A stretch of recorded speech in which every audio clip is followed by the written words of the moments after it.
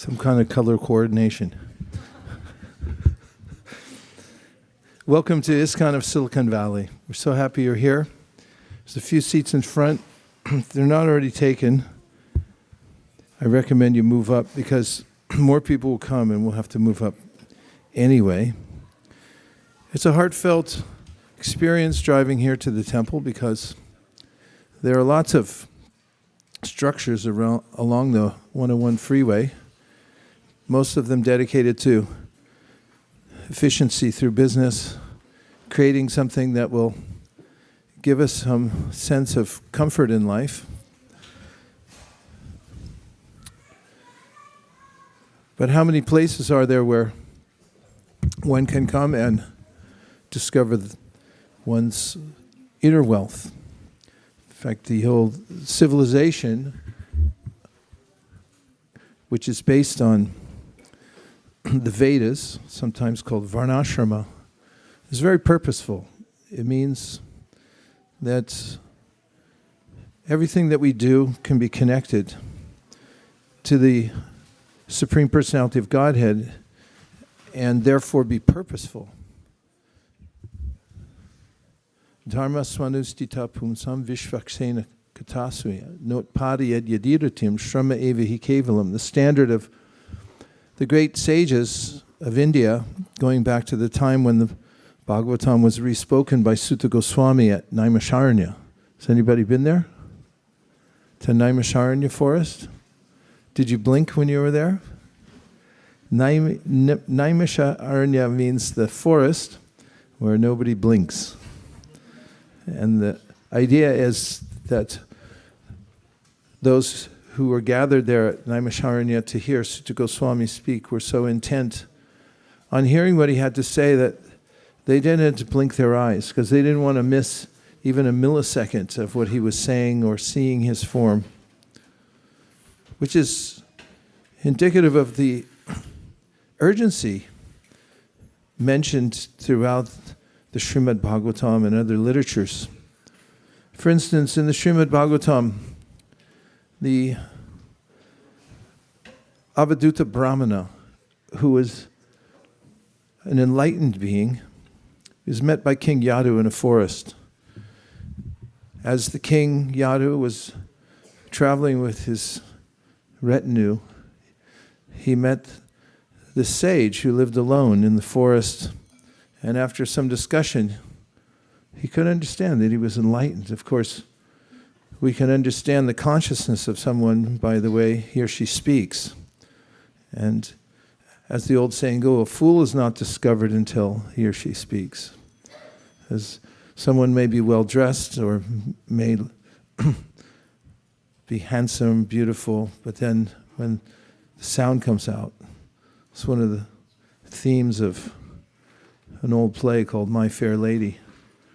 When they tried to dress up a commoner in aristocratic dress, and then at some point she yelled out something crass, and everyone looked and said, "Oh, now we know who this is." But King Yadu could understand from the gentleness and the realized speech of the Avaduta, which means one who has no connection to the world, that he was enlightened, and he asked, did the king, for some instruction. And one of the verses that is mentioned as attributed to this Avaduta in the Srimad Bhagavatam is something that we could all benefit from. He said, Labvam sadurlabamidam bahusambhavante manushyam artadam anityam apihadhira turnam yatetan apated anumrityayavan nishreyashaya vishaya kalusarvatasyat. He said that all kinds of living entities have access to sense gratification. Even if you don't have a credit card. For instance, animals generally don't carry credit cards, nor do they have Apple Pay or Phone Pay. We asked a lot of them.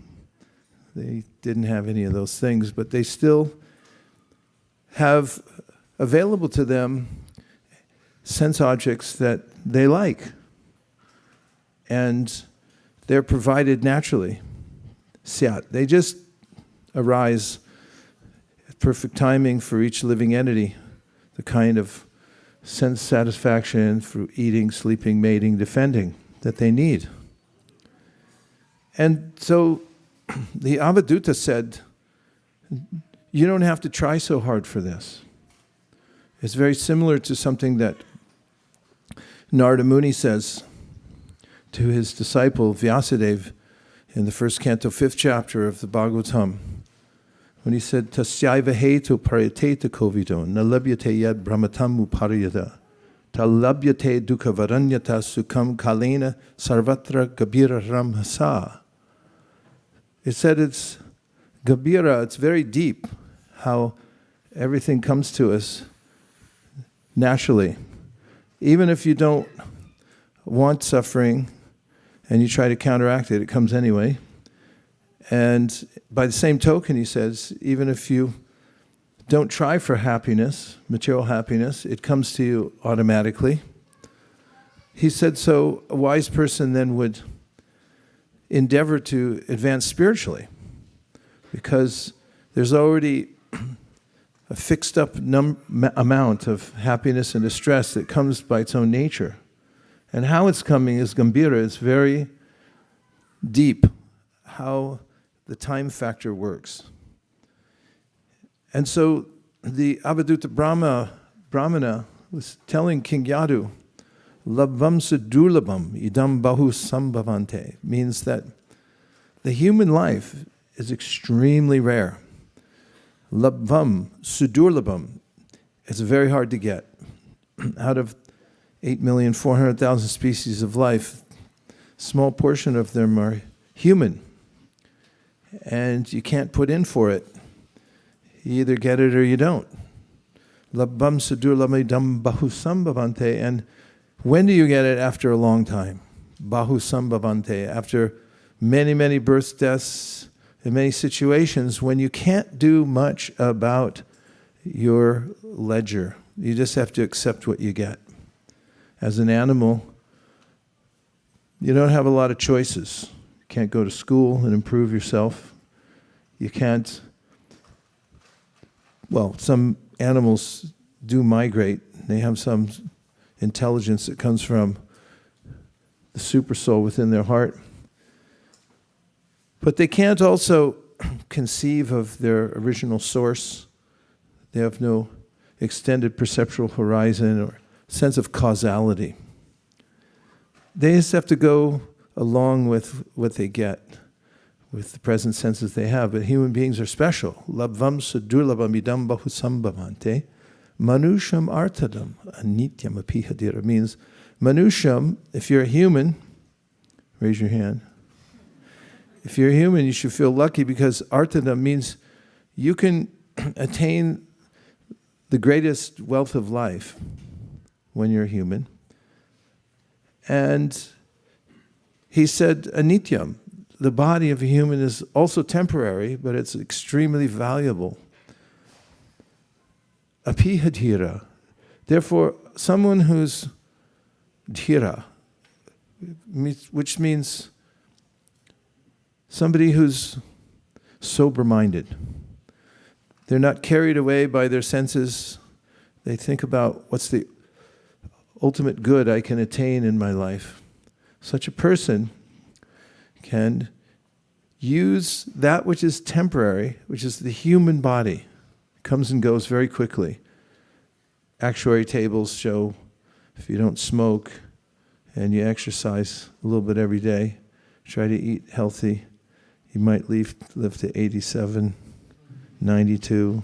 Depends on your family's health history also. There's epigenetics.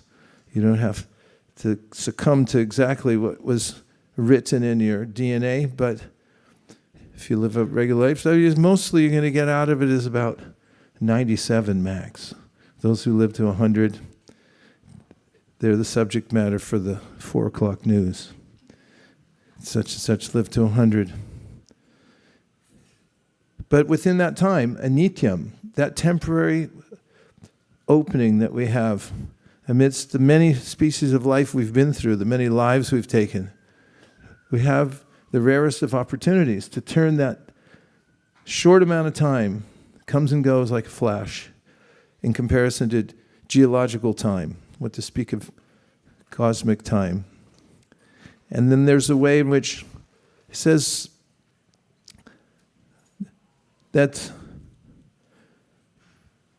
you should remember how rare it is, take advantage of it, and convert that temporary window of opportunity into something that's eternal. That's real wisdom. And a person who can do that is extremely wise and lucky. Labvam sudurlabamidam bahusambhavante manusham artanam anityam apihadira turanam yatetana pated anumritya yavan. Therefore he says, before patet, before the body drops, so it can drop at any time, you might be a YouTube influencer who shows everybody how to run 19 miles a day. And you could just drop dead all of a sudden while you're having a milkshake. Or while you're running along filming for your next episode, you just drop dead. Napatet, mrityavan.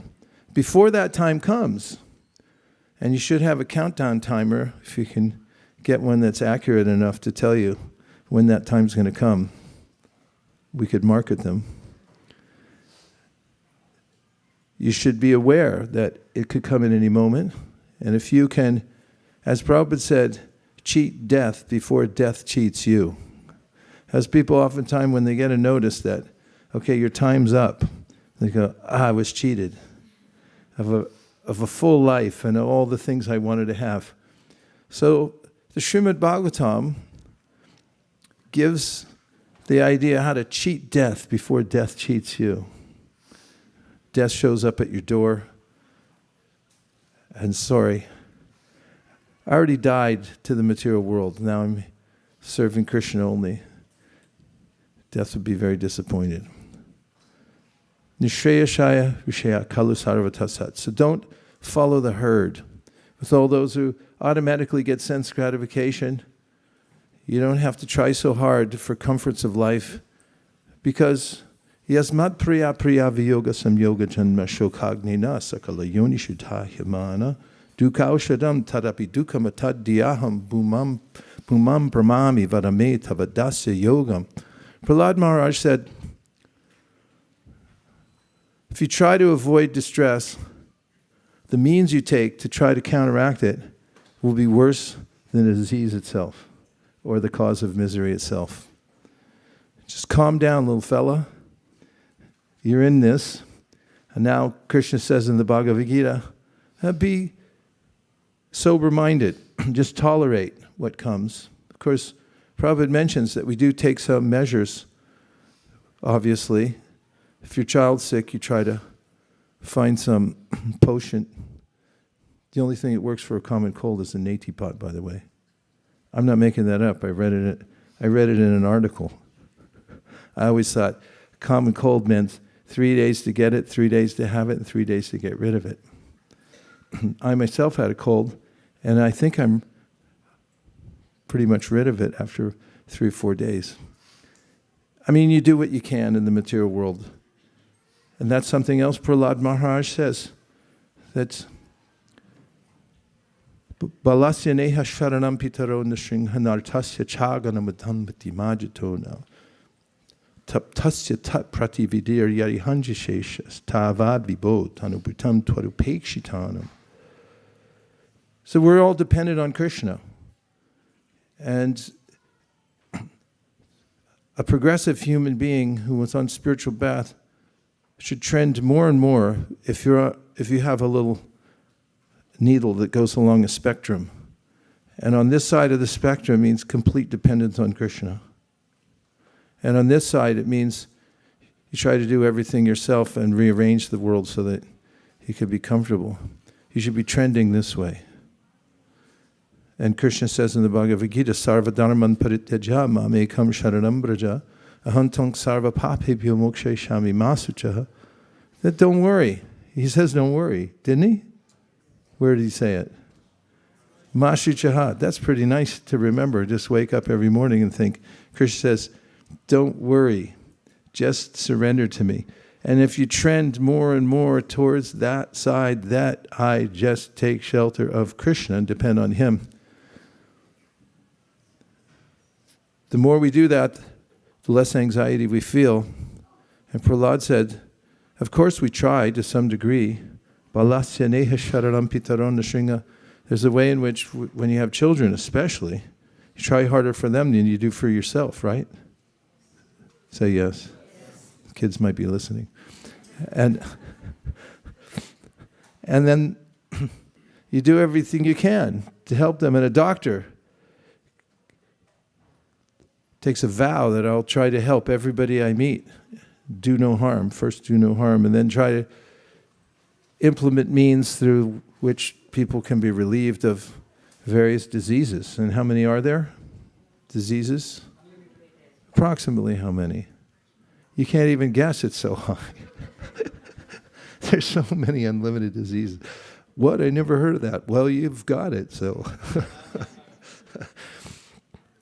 He says, the doctors, they're always studying. Those who are in research, they try to find ways to overcome the latest mutation so people can be freed from suffering. And then, of course, there's another mutation, and the last bit of medicine doesn't work. And then he said, you may try to save a person who's drowning, and you have a boat, but it doesn't mean you're going to get there in time, or you'll be able to grab the person's hand. This is very blunt of Prahlad Maharaj as a little child to make this observation, don't you think? Some might say, how could you say that in a church? Shouldn't you be more positive? Maybe I could preach more prosperity gospel. But Prahlad Maharaj said it, that there's ways in which we all face the challenges of nature. And he said, ultimately it depends on Krishna. And we do our best, but you can't guarantee it.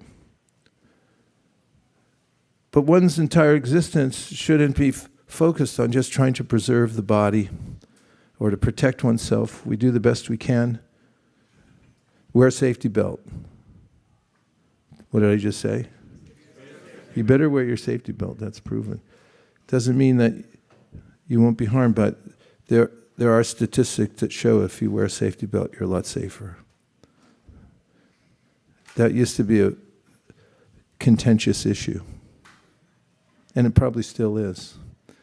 Nonetheless, the main point that Prahlad Maharaj makes is don't waste your life simply trying to preserve yourself.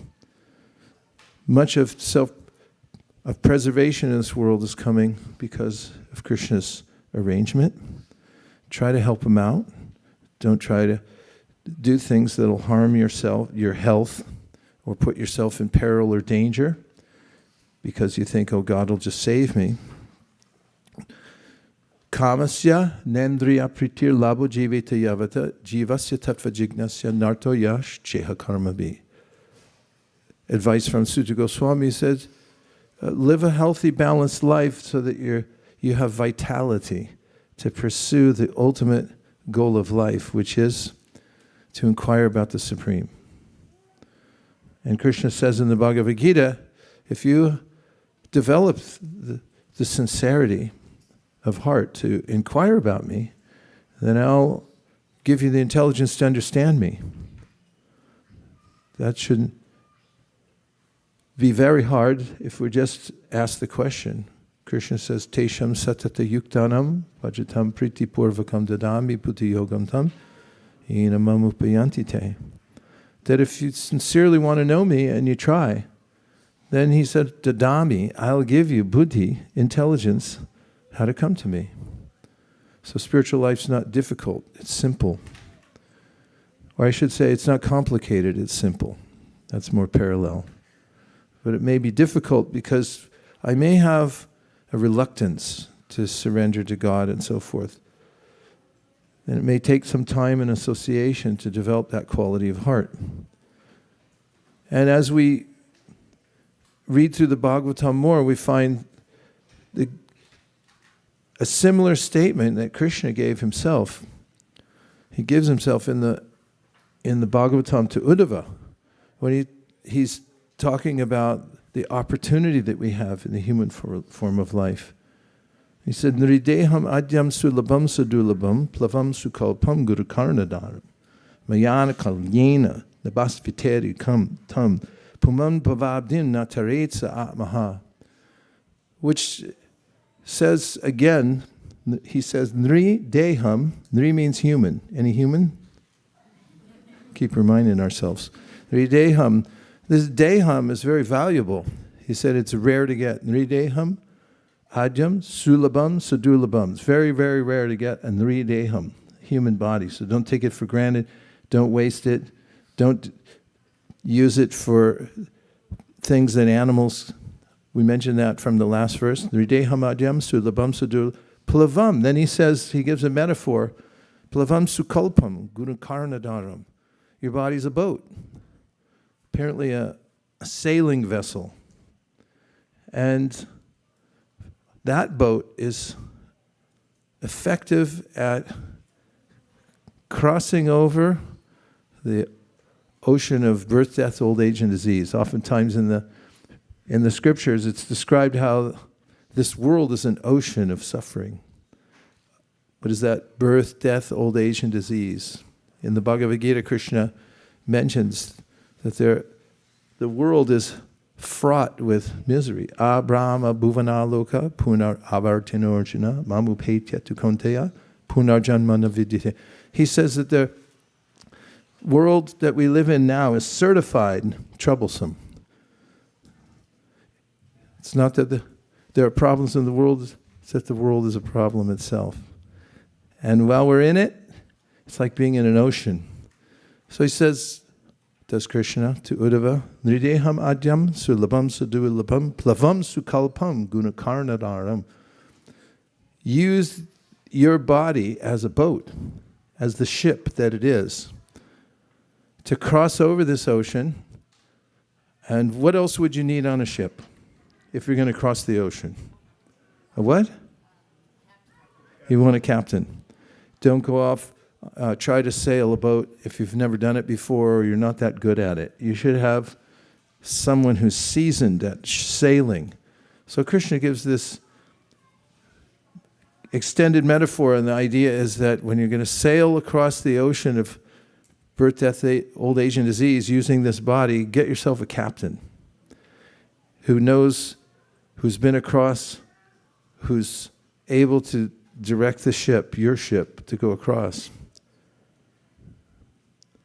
And then he says, Mayana kulina, the basvateditam. Then you also need some favorable breezes to move the ship across, right? And what are the favorable breezes? They're the Bhagavad Gita, Srimad Bhagavatam, and the other scriptures that fit perfectly with the human mind. And we just read yesterday on the world-famous broadcast called Youth Jam, quotes from Srila Prabhupada, where he mentions that if you read Bhagavad Gita every day, then you'll be happy. So you'll know what you're doing.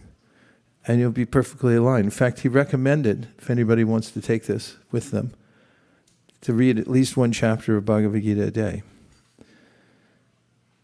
Mayana kulena, nabasviteri tam. He said, then you help yourself go across the ocean by reading these scriptures. You hear them, and it's wind in your sails. It can ply you across that ocean of birth, death, old age, and disease just by hearing Krishna's words in the Bhagavad Gita and the words of Krishna and the great sages in the Srimad Bhagavatam. Puman bababdim nataretsa atmaha. And don't wait. Don't miss the opportunity, Krishna says, because if you do, then you're in this classification that you definitely don't want. It's called an Atmaha, the killer of the soul. Obviously, the soul can never be killed, but for now, with the opportunity that you received, you can be so unaware of yourself and of the purpose of life that you're called in the scripture an Atmaha, killer of the self. You miss such a golden opportunity. So the International Society for Krishna Consciousness is a very pointed, has a very pointed mission, which is to offer the opportunity for everyone in the world, regardless of where they may be from, to take advantage of the opportunity of human life, to cross the ocean of material existence, to take that which is temporary and turn it into something eternal. And Sri Chaitanya Mahaprabhu is one of Krishna's avatars.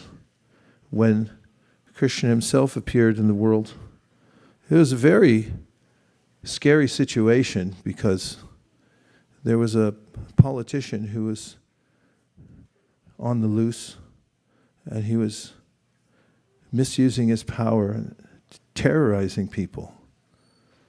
And he was so angry at God. He had heard that in his last life he had been killed by the Supreme Personality of Godhead. So he thought, in this life, I'm going to get to him first, hopefully when he's a baby, and I'll kill him. And that caused a fearful situation in the land of Vrindavan. And when Krishna actually appeared in the world, it was kind of kept hush-hush, because those around him, his parents and well-wishers, they thought, well, if Kamsa finds out, they might kill him. They didn't know he was the Supreme Personality of Godhead. They had some little inkling, but they just thought he was a wonderful baby. And so there was a name-giving ceremony. Has anybody here had a name-giving ceremony? Yes. You all got one? I didn't get one. All I got was a birth certificate later saying, here's your name. Like Satyadev Prabhu once said, he said, you're born in this world and you don't have any name until your parents slap a name tag on you. It's like, here's your name. Good luck out there. There was Gargamuni, who was a great sage, and he could understand that this Supreme Personality of Godhead used to be astrologers, that they had a city. They could tune in to what was happening in the universe when Gargamuni did the chart, the astrological chart of this little baby. He said, oh yeah, not an ordinary baby. This is the Supreme Personality of Godhead. But he kept it a little quiet also. But he said, Asan varnas trayo yasya grinato nu yugantunun. Shuklo raktistata pita idanim krishnatam gataha.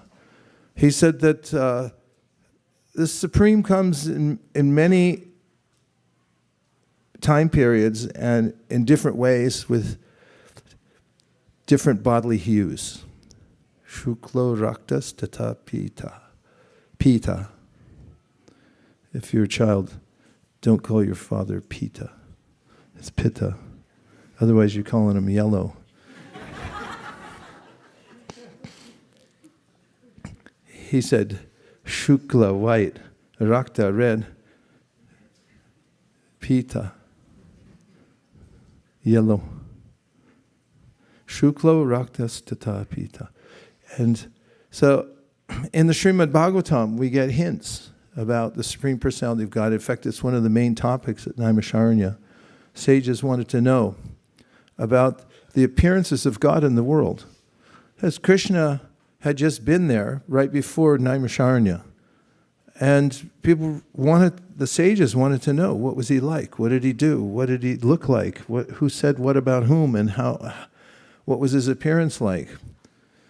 This is the way they could find out about Krishna, the Supreme Personality of Godhead. As they had heard in the Shastra, they wanted to hear from the disciplic succession exactly how it happens and how he comes to the world. And so Sutta Goswami is speaking Srimad Bhagavatam, and there he describes the appearance of Krishna and how he comes in different time periods, yugas, and he has different bodily hues. And one of them is yellow. And we find that a little later in the Srimad Bhagavatam, that account appears in the 10th canto, but in the 11th canto of the Srimad Bhagavatam, one of the Navayogendras, there's Kavi, Havi, Antariksha, Prabhuda, Pipalayana, Chamasa, Drumala. Did I say Shri Antariksha? I always miss that one. Antariksha, Chamasa, Drumala, Karbhajana. The 9 Yogendras. 9. They're sons of Rishabhadeva. 100 sons he had. One of them was Bharat. Those other 9. Another 9 sons were called the Nava Yogendras.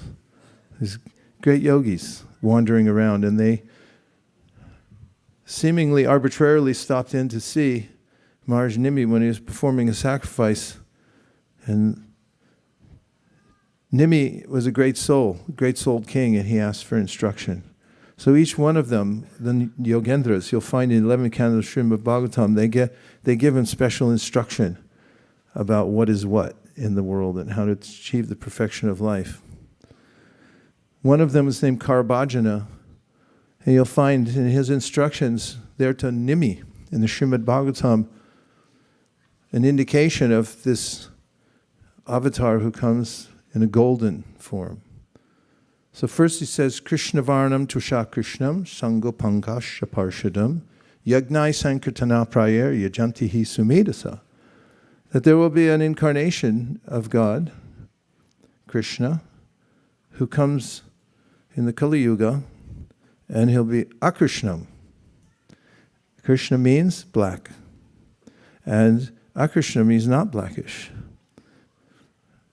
Krishna Varnam. And he'll always be speaking the names of Krishna. See, it's Krishna, but he's speaking Krishna, Krishna, Krishna, Krishna, Krishna. Krishna Varnam Tusha Krishnam, Sangopangashta Parshadam. He'll come with associates who are actually eternal devotees, and Vishnu Tattva, other incarnations of God, will accompany him to teach what is called the Yuga Dharma, the process in the present age through which one can attain perfection. And that, he says, is a process called Sankirtan. I mean, the congregational chanting of the Lord's names. Krite yad dayato Vishnu tretayam yachato mukai dwaparyam paricharyayam kalutad harikirtanat.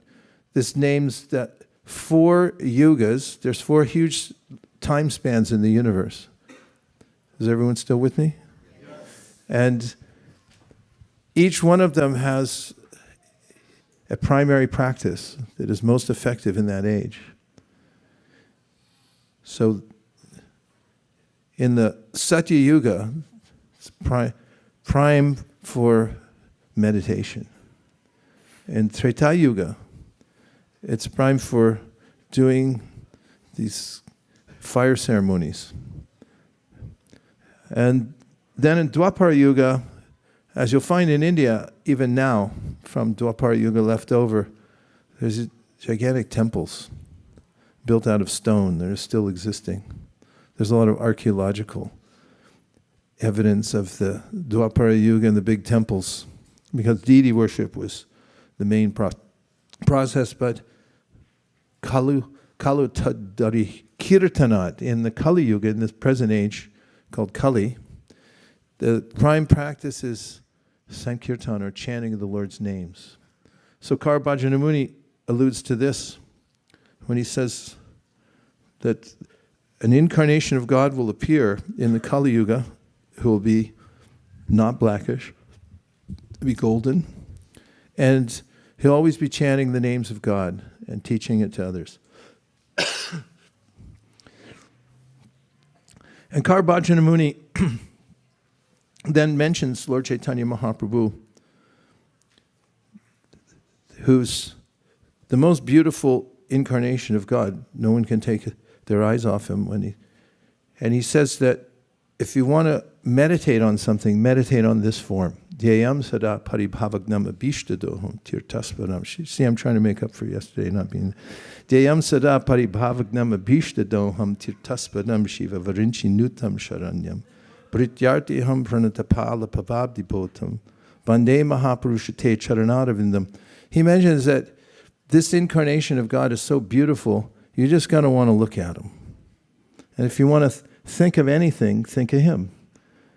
And if you do that, he gives a benediction, or he gives the result of meditating on Lord Chaitanya Mahaprabhu's golden form. He says, you'll never be embarrassed in this world, because the implication is that living in a material body is embarrassing. I won't go into details.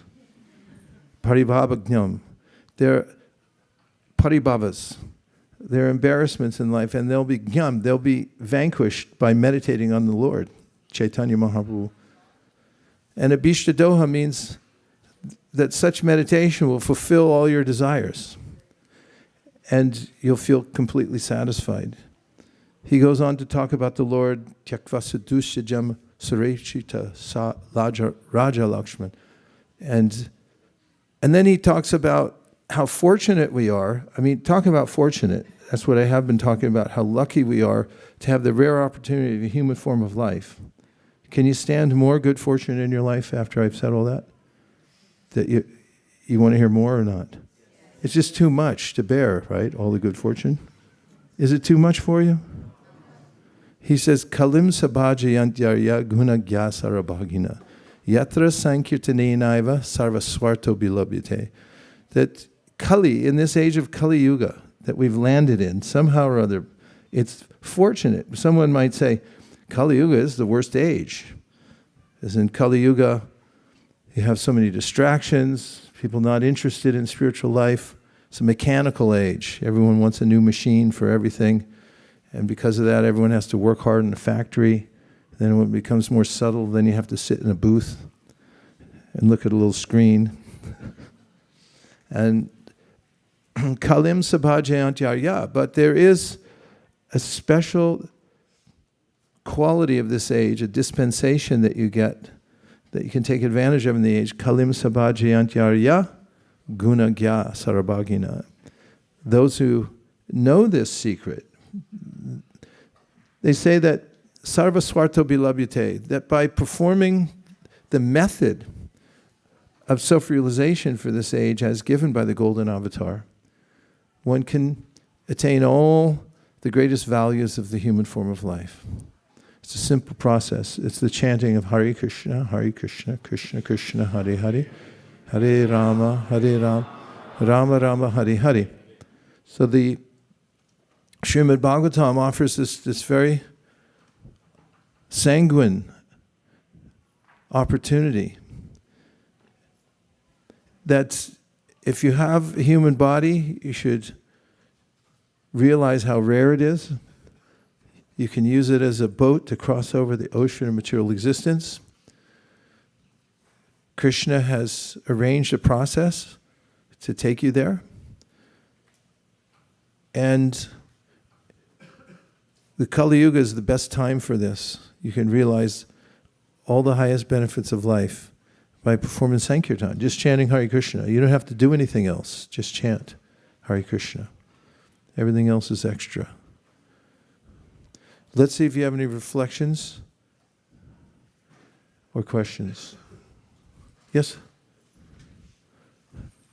Give Adri Raj, the king of all mountains, Govardhan Hill, Das, the microphone. Hare Krishna, Gurudev. You mentioned that the sages, though they had read about Krishna's pastimes in the scriptures, decided to hear from Sutta Goswami because they wanted to hear from the disciplic succession. So could you elaborate more on the significance of the disciplic succession? Well, it's semantics, but they really didn't have any books to read at that time. I mean, I hate to bring that up because how would we have a marathon and stuff? It's an oral tradition. It's been passed down since the time immemorial through hearing from advanced souls who heard from other advanced souls and had realized it and then passed it on to others. So they're hearing it, and because of the environment at that time, I mean, it's 5,000 years ago, and people had more capacity to hear and absorb. After all, Sutta Goswami is repeating what he heard from Shukadev.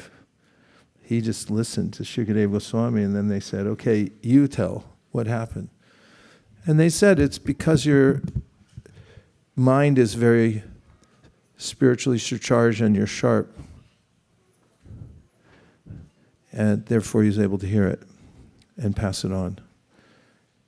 So there were it wasn't written down till much later, what to speak of mass-produced for people to sit around and read it, but they would hear and imbibe through the hearing process. Did that answer your question, or was it another extension to that? Okay, let's see if there's anything more. Mukharavind.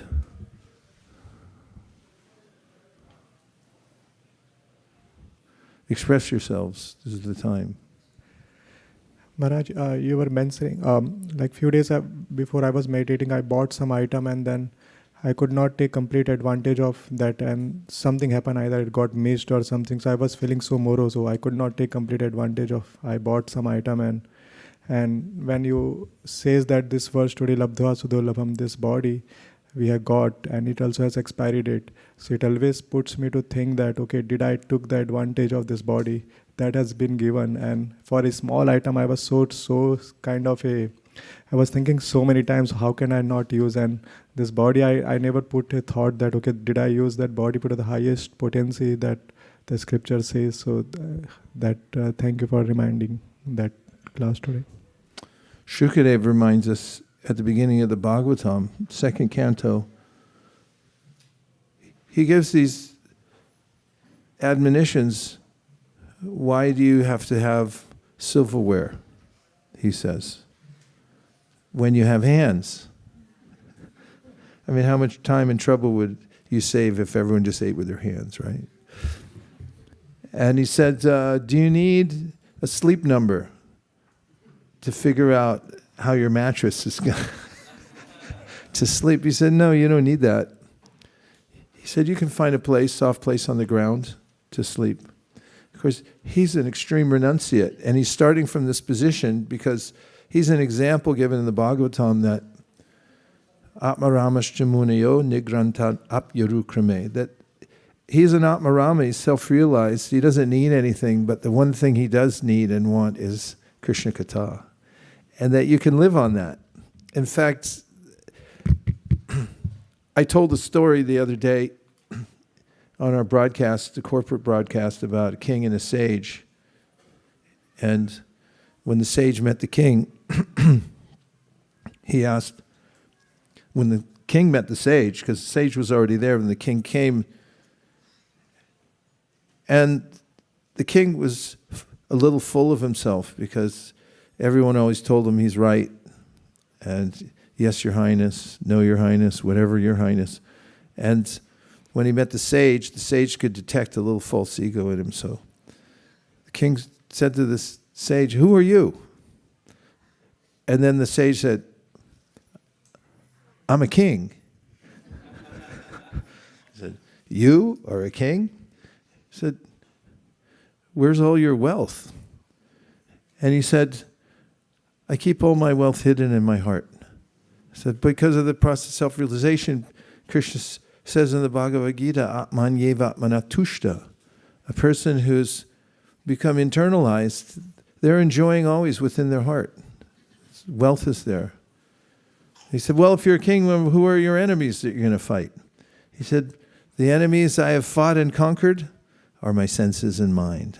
Because, as Prahlad Maharaj says in his teachings to his childhood friends, there are no other enemies in this world except the uncontrolled mind and senses.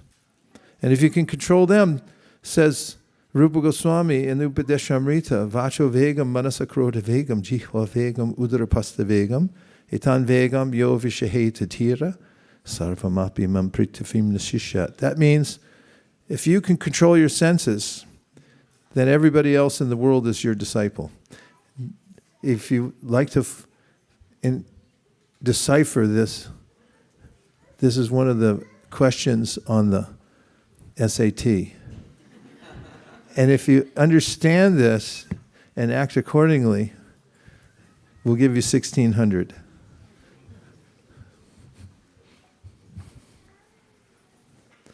Okay, a lot of 1600s. Vali. Hare Krishna. Hare Krishna.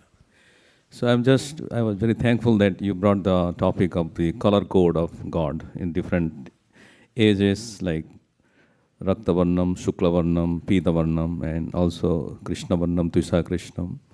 So in some of the purports, Prabhupada mentioned about the three modes of nature, like goodness, patience, and ignorance, also compared with the color, red, blue, and yellow. It signifies. And sometimes in the theory of belief, and Swami Vivekananda, he said in the Chicago that how do you define God? He says, look at the sky is blue, and God must be blue. Is it then Krishna? Because he's also dark blue. And in chemical composition also, if you mix all the color, red, white, blue, everything, at the end it will be likely dark blue. It's kind of close to black, but not black. It is bluish black.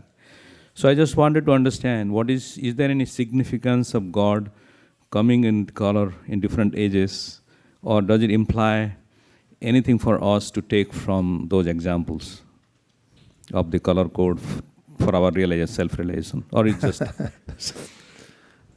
No,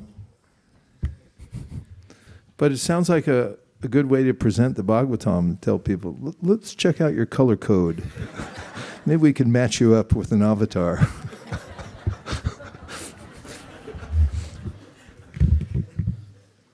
But in researching that, I've not found, I've only heard speculation.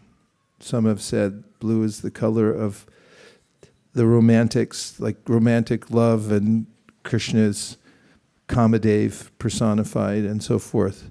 But nothing authoritative that beyond the poetry of the Bhagavatam, comparing Krishna's beauty to an Indranila gem and so forth. Is there a sort of scientific matchup talking about that? It's more intuitive, spontaneous appreciation. So Tusha Krishnam is not blackish in Kali Yuga. Two more. Yes. Yogadish.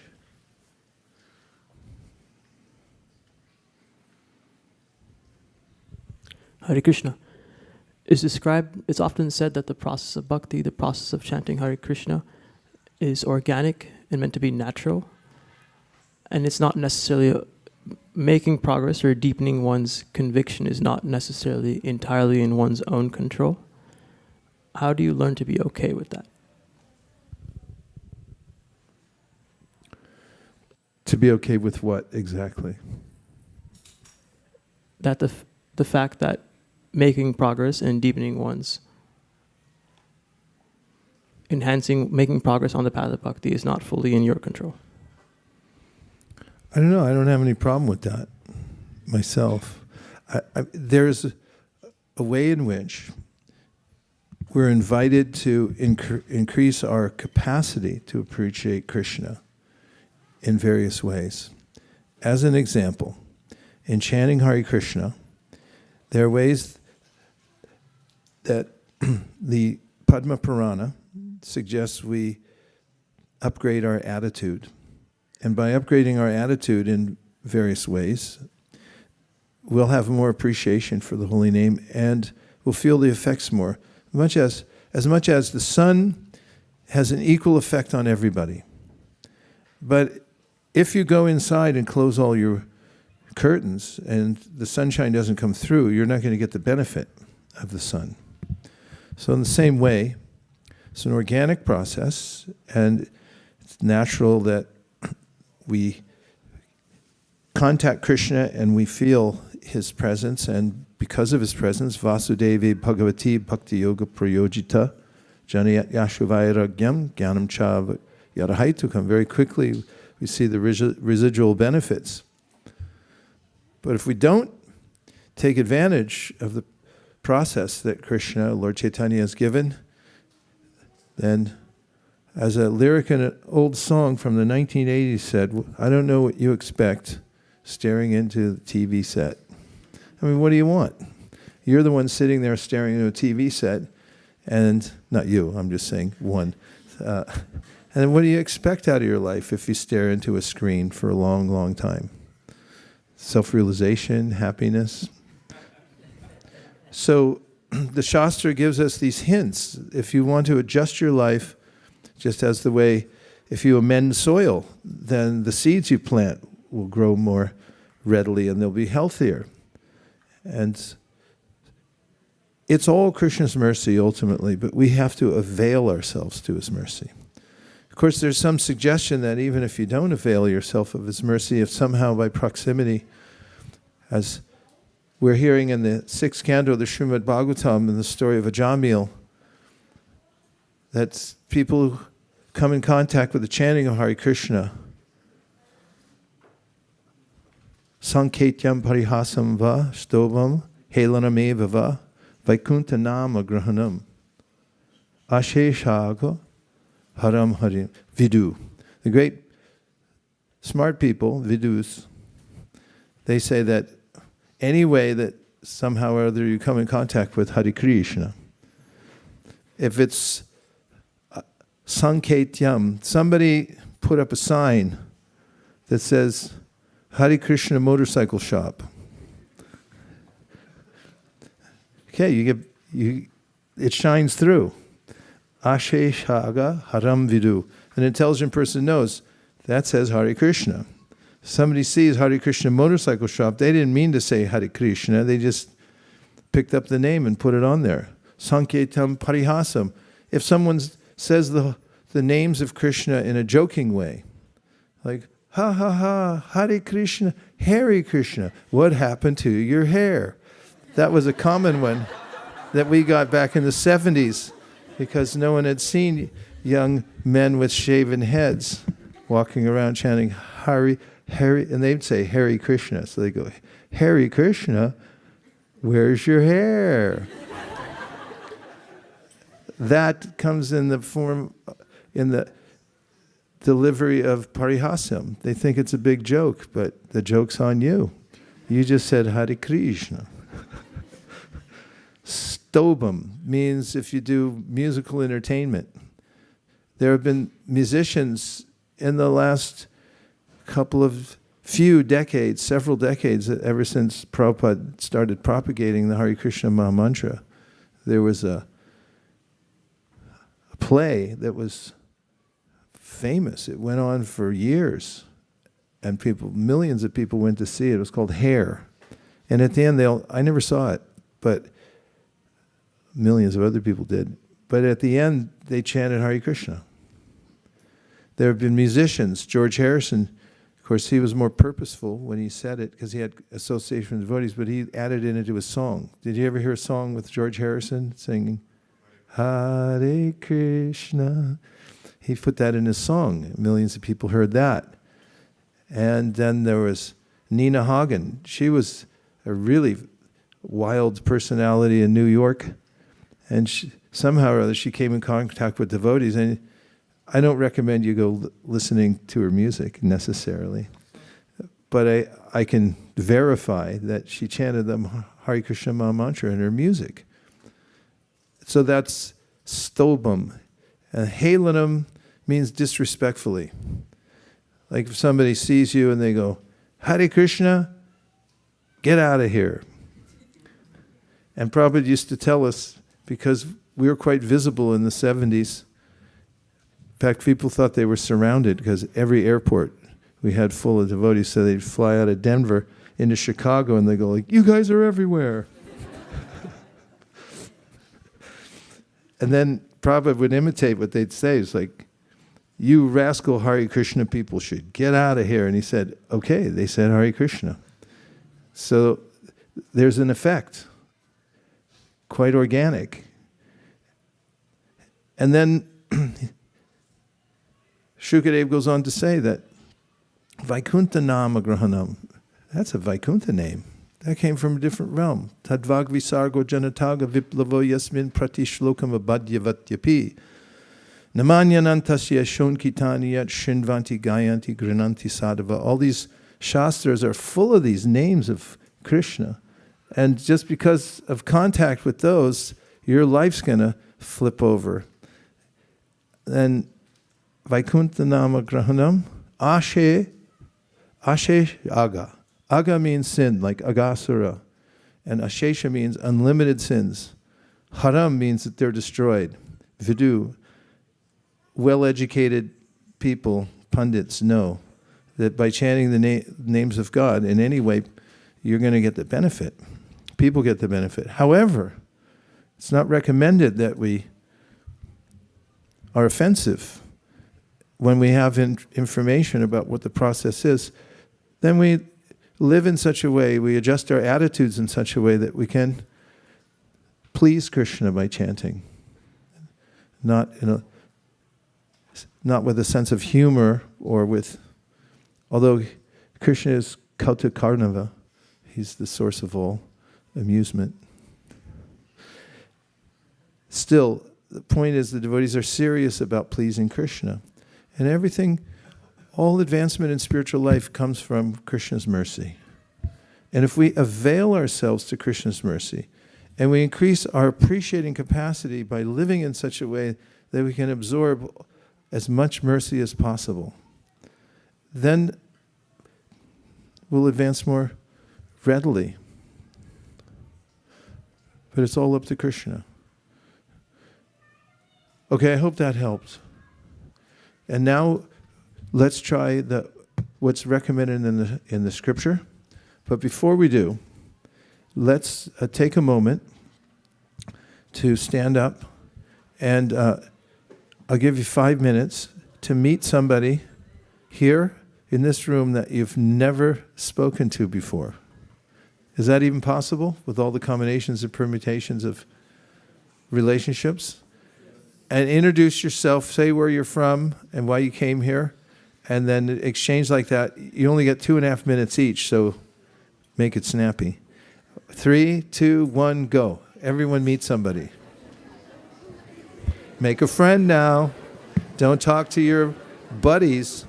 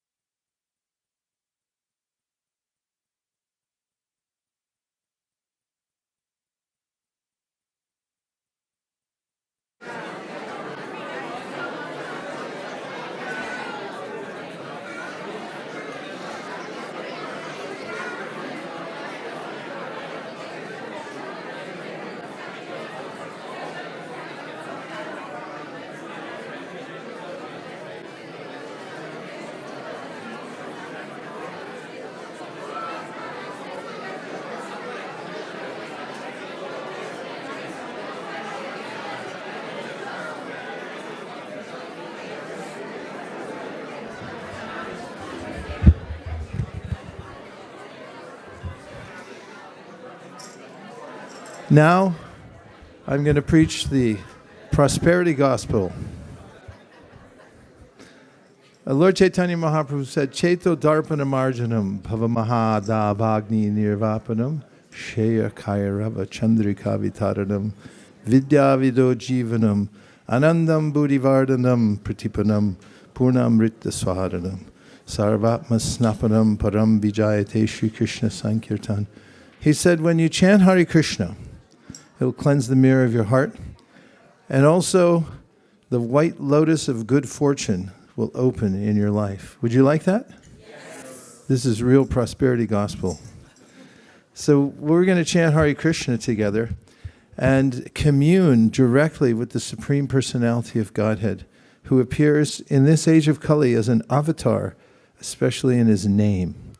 And so remember, when you're chanting Hare Krishna, Krishna is personally appearing in sound vibration. Are you ready? Yes. Namo Vishnupadaya Krishna Preshtaya Bhutadehe Srimate Bhaktivedanta Swami Nityanamane Namaste Gauravani Prashayane Shunyavadi Paschatadeshakaya. Put up the Panchadhamma mantra. Jaya Shri Krishna Chaitanya Prabhu Nityananda Shri Radha Shivasari Gaura Bhakta Hare Krishna Hare Krishna Krishna Hare Hare Hare Rama Hare Rama Rama Hare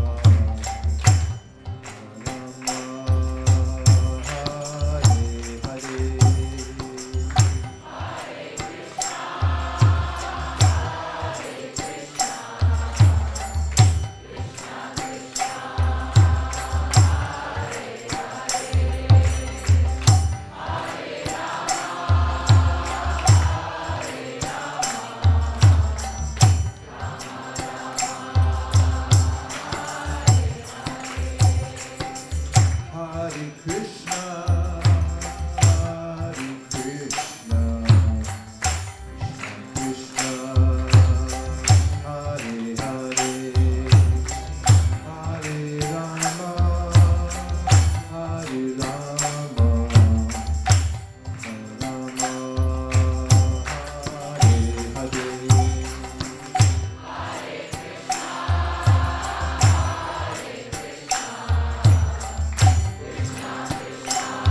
Hare.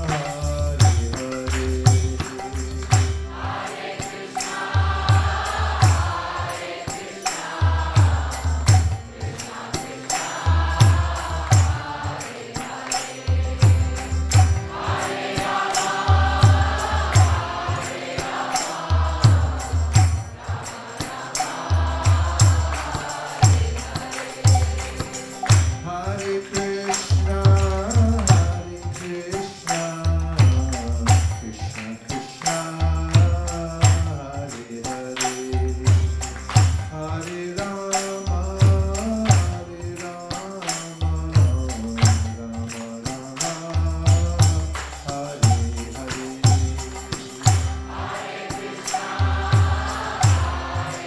Hare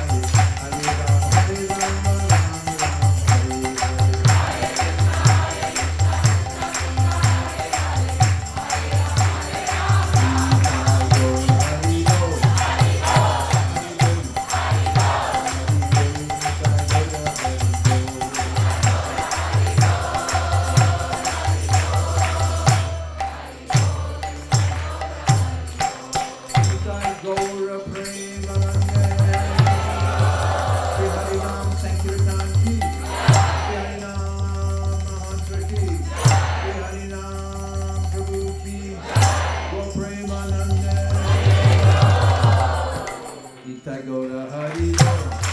Hari Bol, Hari Bol,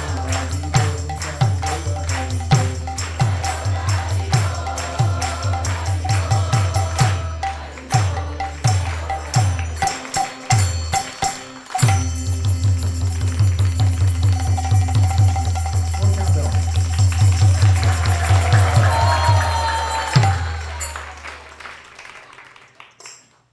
Is Shamalangi here? At the end, when we do Hari Bol, there's got to be kind of some explosion. Dagoda Hari Bol, like that. Sparks coming out. And then a lot of characters dancing. And then Hari Bol, like that. Every Hari Bol. Because that's what it feels like, doesn't it? It's electrifying.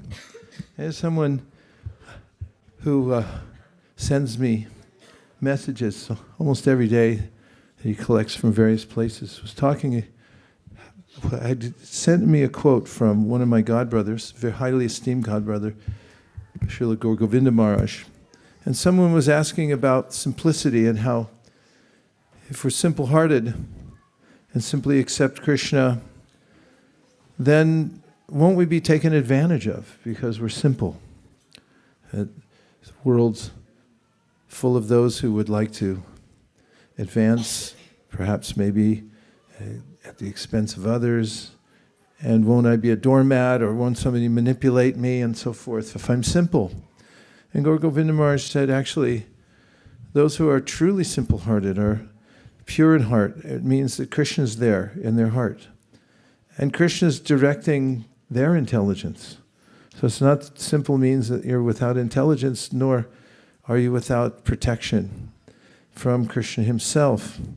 This goes to the real goal of life, which is to give up trying to aggrandize oneself or put oneself in a position of enjoyment. Prahlad Maharaj himself, as a little child who was a pure devotee and had a simple heart, said the moment you start thinking about how to please yourself, that's when you start suffering and feeling misery.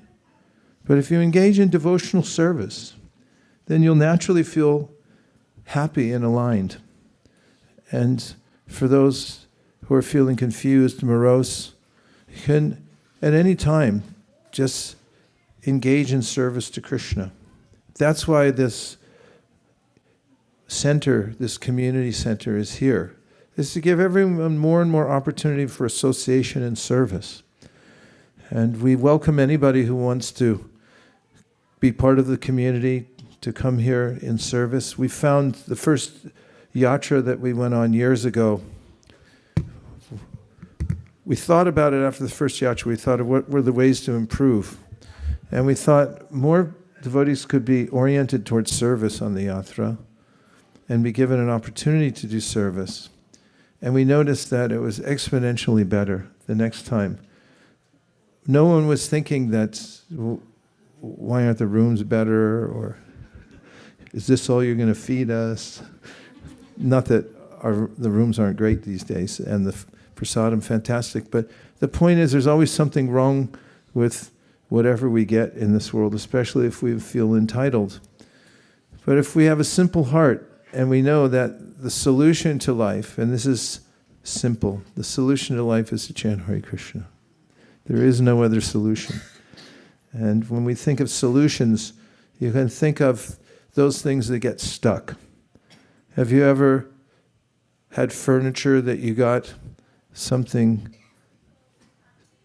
got stuck to it and you weren't sure how you were going to get it off? Or your clothes? Did you ever have a nice jacket and you just bought it the same day and then somehow you spilled something on it or something got stuck to it and you thought, oh, it's ruined? Come on, am I the only one this has happened to? A brand new shirt. I was going, hey, uh-oh, it's ruined. Well, you need a solution. A solution means there's some formula you can put on it that will unlock those molecules that seem to be grabbing on to the fabric on a microscopic level. It's holding on. And in our hearts, we may feel that. There's so much I'm holding on to, or it's holding on to me. I can't get rid of it.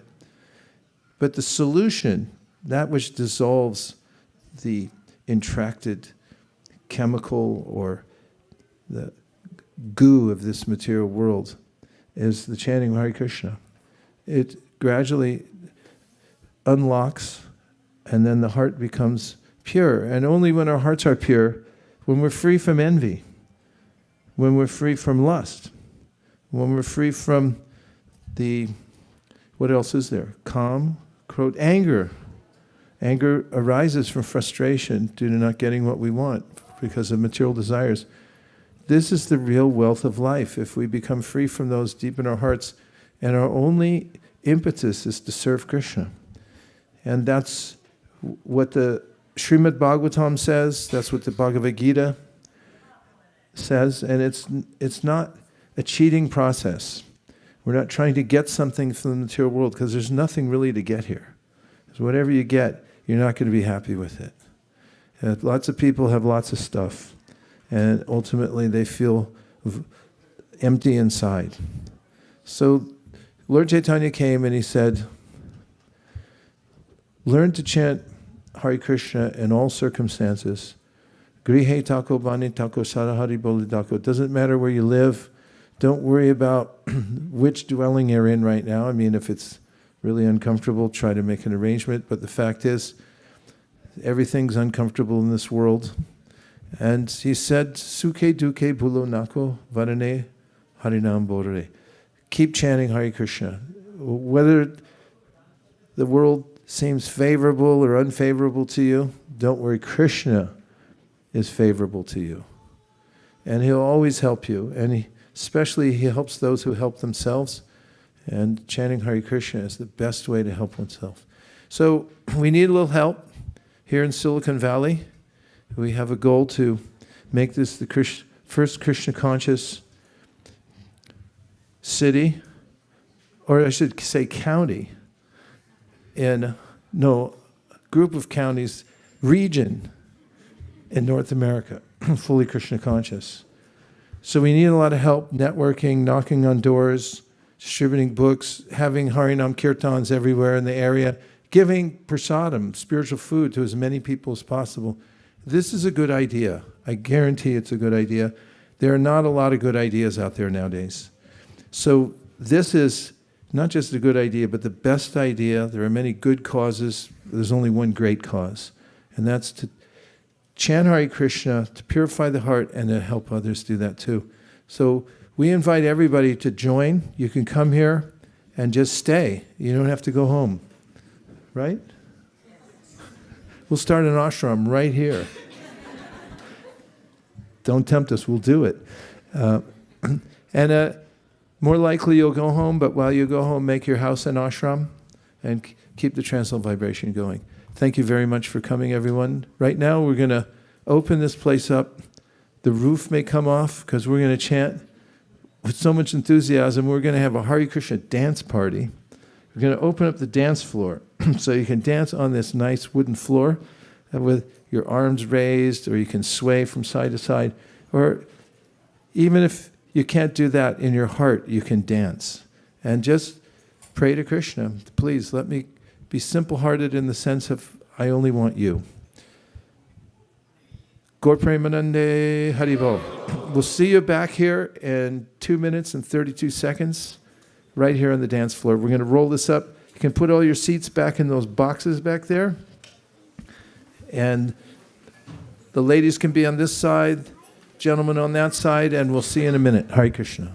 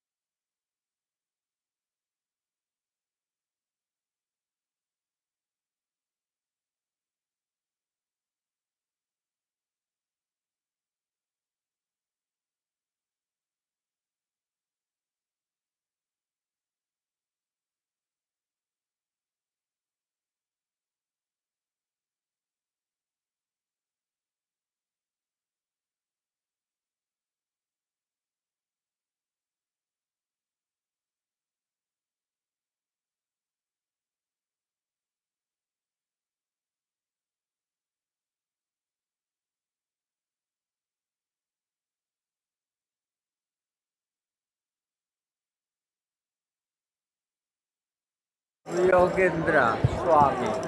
Nav Yogendra Swami. Oh, I see. Yes, he was in Kenya. Oh, Kenya. So we started there. What is your good name? Anil. Pleasure to meet you. It's a pleasure. Hare Krishna. Hare Krishna. Hare Krishna. First, I just sent you the email today. We'll see you Yeah, right now. no worries. How was Laguna Beach? We're missing you.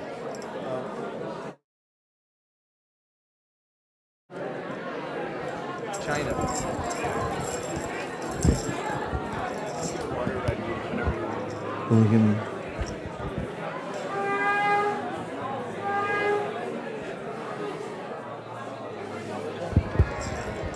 my Om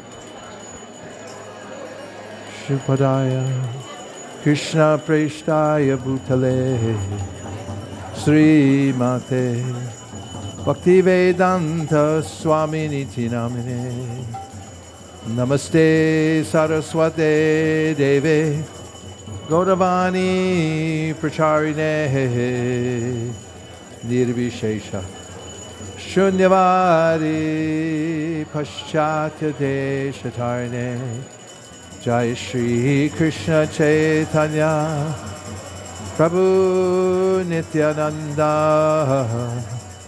Sri Advaita Gadadhara Shivasari Gaura Bhaktavinda Hare Krishna Hare Krishna Krishna Krishna Hare Hare Hare Rama Hare Rama Rama Rama Hare Hare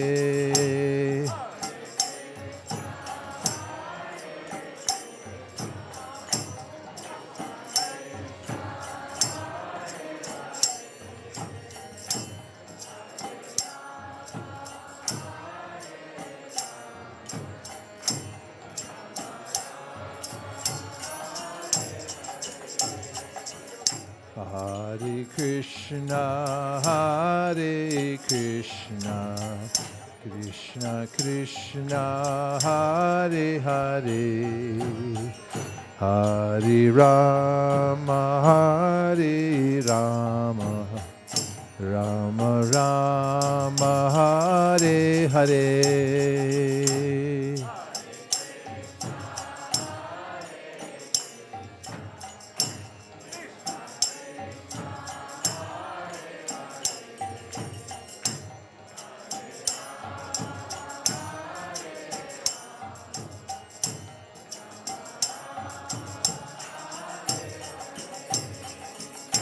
Hare Krishna, Hare Krishna, Krishna Krishna, Hare Hare, Hare Rama, Hare Rama, Rama Rama, Hare Hare.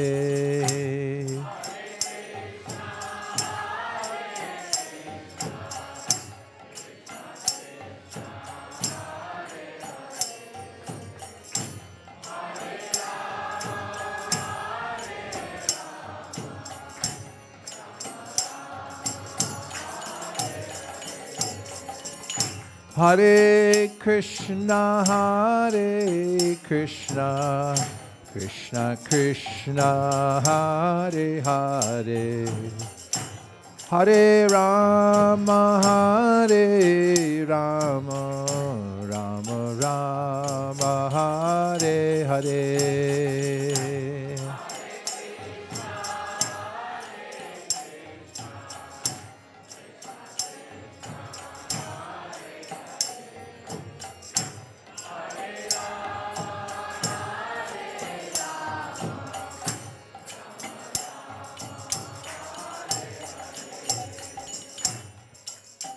Hare Krishna,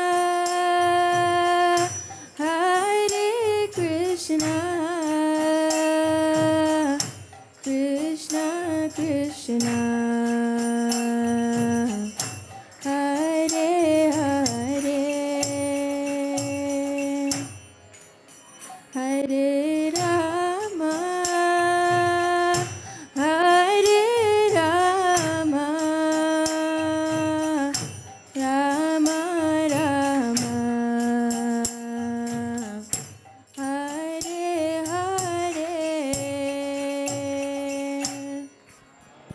Hare Krishna,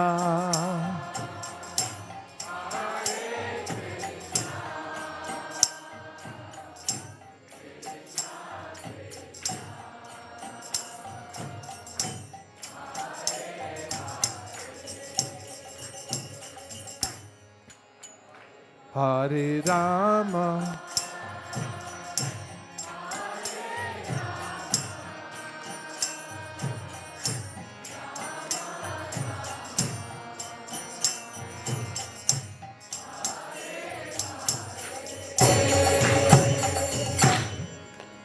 Hare Krishna, Hare Krishna, Krishna Krishna,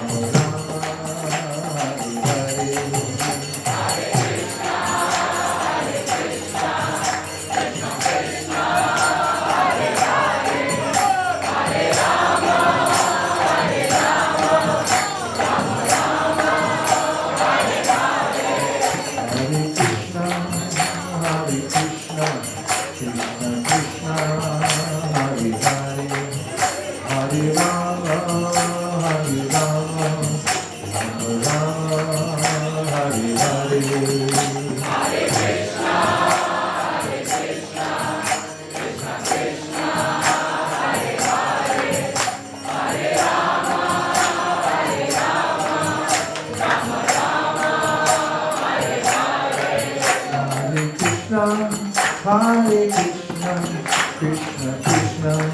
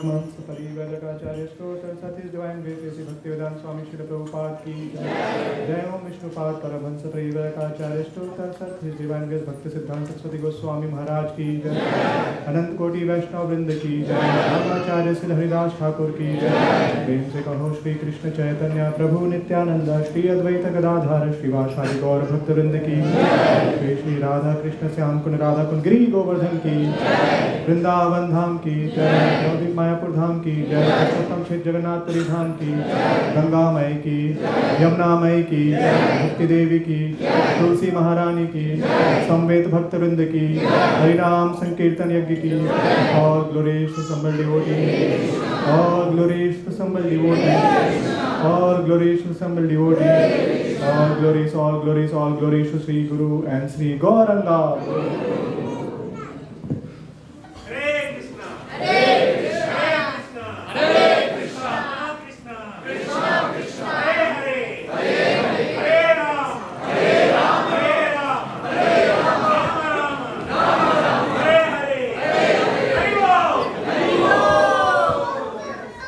Hare Krishna, dear devotees, we have a request to dedicate this Narsingha praise to a couple of devotees.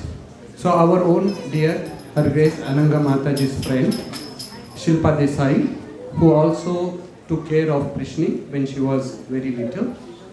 She is going through some health crisis, and she also had her daughter who also went for the surgeries recently.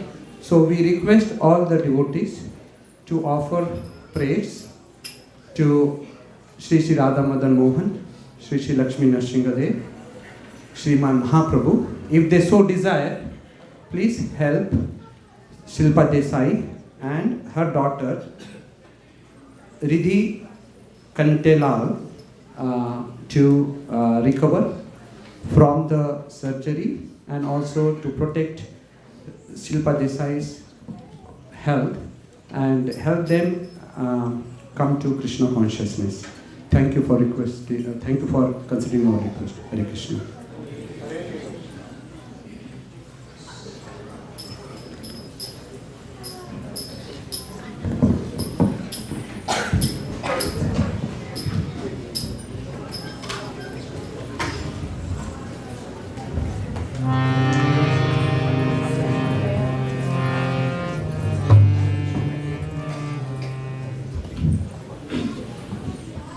Namaste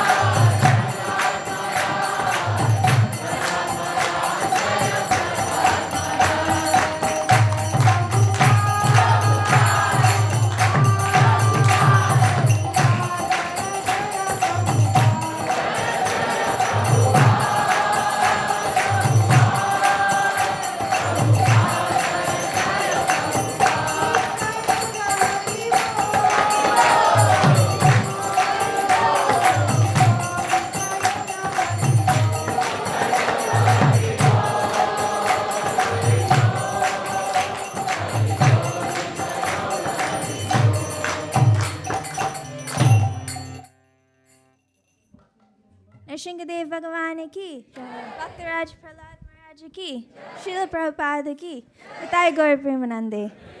We welcome you all to today's Sunday feast.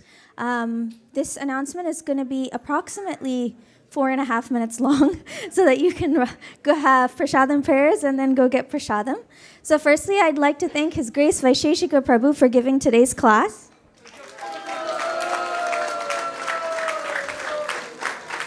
And I'd like to thank Vaisesika Prabhu, Brajaras Bhavana, Anapaini Bhakti, and Shruti for leading the Gaurarti and Nrsingadev prayers. Oh, Shreya, sorry.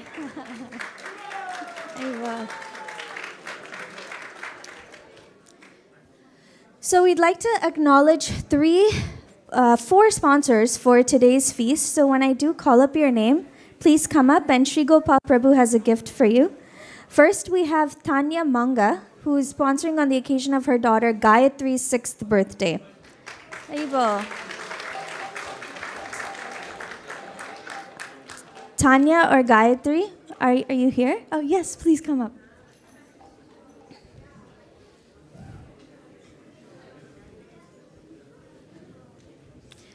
Would you like to say a few words?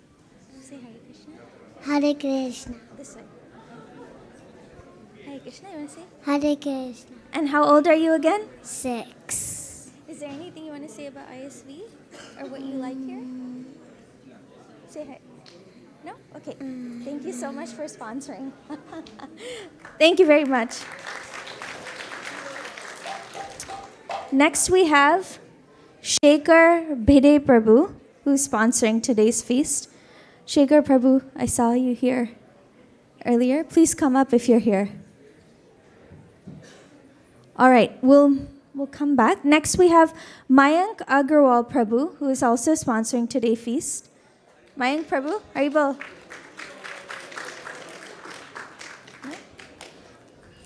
And lastly, we have Sutra Malika Prabhu, who is sponsoring today's feast. Haribol. Oh, all right. So for the last 3 sponsors, as well as Gayatri, please take your gift from Sri Gopal Prabhu right after. We have a special upcoming event. As you saw today, the time changed, so we have more time in the day to do more kirtan, at least with sunlight. So we have the Kirtan Oasis program coming up on Saturday, March 29th at Lytton Plaza, Palo Alto. If you're not familiar with the Kirtan Oasis program, essentially we take the kirtan and the fun and we take it to the streets of Palo Alto where everybody can experience it and new people can be acquainted with this very joyful process. So it's the joy of giving, so please definitely come. It starts at 6:59 p.m. Next we'll announce the cooks.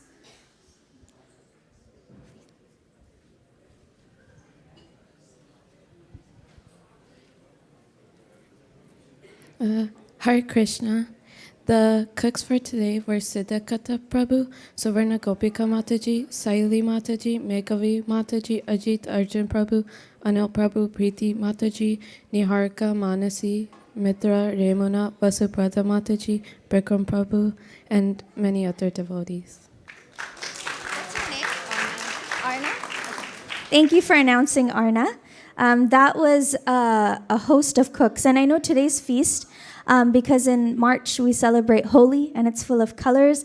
The feast today was inspired by that, so there's so many different colors and preparations in today's feast. Now, after prasadam, prasadam will be served outside. There's plenty of sunlight. It's really good weather, so feel free to enjoy outside as well as inside. But keep in mind that we have another program that starts at 7 p.m., so we'll begin cleaning this temple room at 6:30 p.m. Thank you very much. And we have another sponsor today. Oh, it's not a sponsor? Okay. Sanskriti is visiting us along with her friend from the East Coast, and it is her birthday. So let's especially acknowledge them.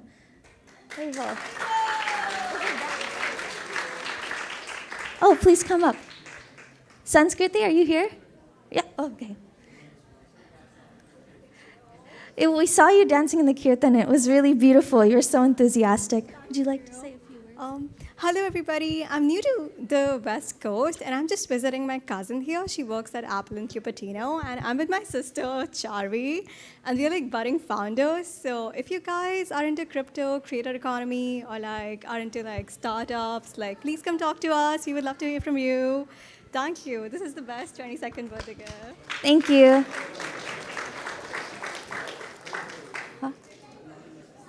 We have also, just to acknowledge, we have one more anonymous sponsor. So for all our sponsors today and Sanskriti, let's chant together. Hare Krishna, Krishna Krishna, Hare Hare. Hare Rama, Rama Rama, Hare Hare.